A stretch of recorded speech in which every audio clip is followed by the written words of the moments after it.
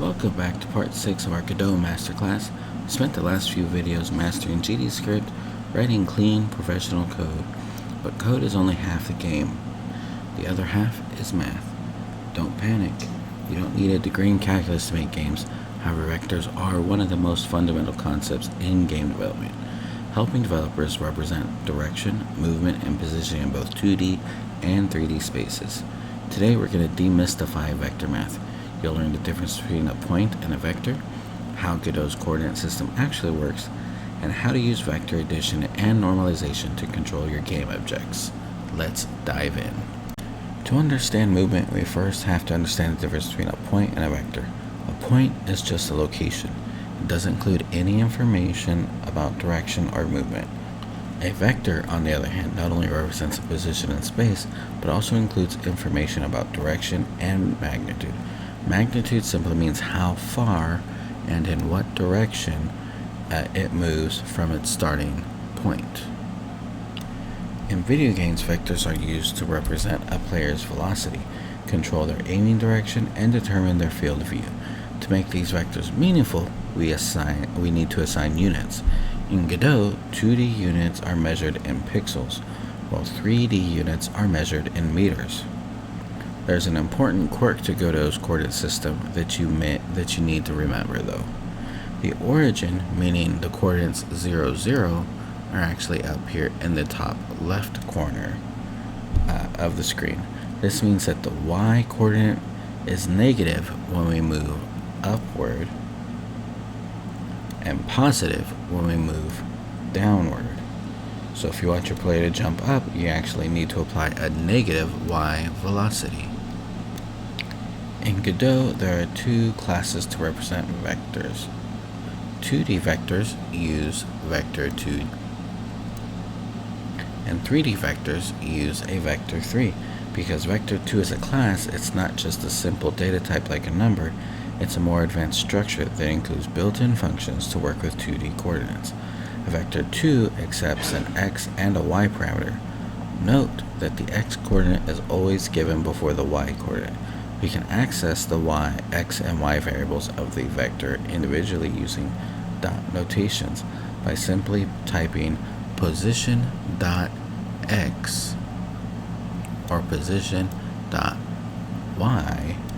You can read exactly where your sprite is on the screen, or clamp those values so the player cannot walk off the edge of the map. To actually move our characters, we use vector math. Thankfully, the game engine will perform all these calculations for you, but it's good to understand what it is doing. We use addition to update the object's position by adding a movement vector to its current position. For example, when you move a character across the screen, you add a direction vector to the character's position vector in each frame. Think about a character jumping. Gravity is always pulling the character downward, but when the jump button is pressed, the velocity vector is set to move up and to the right. Adding these vectors together frame by frame creates the perfect jumping arc. We also use vector subtraction. Subtraction helps calculate the distance or difference between 2 points, such as the distance between a player and an enemy. Subtracting each component individually helps determine a vector that points from one position to another, which is critical for programming AI behaviors. Vectors have values for both direction and magnitude, but a value that only represents magnitude is called a scalar. A single number, like the number 5, is a scalar. In games, multiplying by a vector by a scalar can be useful for changing its size or magnitude without changing its direction. For example, multiplying a direction vector by a speed scalar gives you your final movement velocity. It's also important to note that multiplying by a negative scalar will reverse the direction. If you ever need to find out exactly how fast the character is moving or how far away an enemy is, you need to calculate the vector's length. The distance from the origin to the x and y positions of the vector is known as the length of the vector. Godot uses the Pythagorean theorem behind the scenes to find this, but all you have to do is call Godot's built-in length function or use the distance2 function to calculate the exact distance between two objects. Finally, we have normalization. When working with directions, it's essential that they have a unit length, meaning a length of exactly 1. A normalized vector still points in the same direction, but its size has been reduced to 1 unit. By dividing each component by the vector's length, we normalize it. Since this is such a common operation, Godot has a built-in normalized function to do it for us. This guarantees that whether your player is walking straight or moving diagonally, their speed remains completely consistent. And just like that, you have survived game math.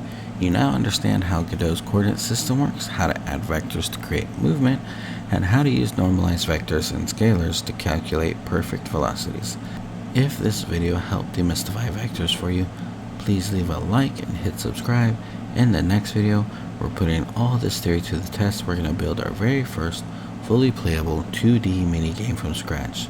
Keep learning, keep building. I'll see you in the next video.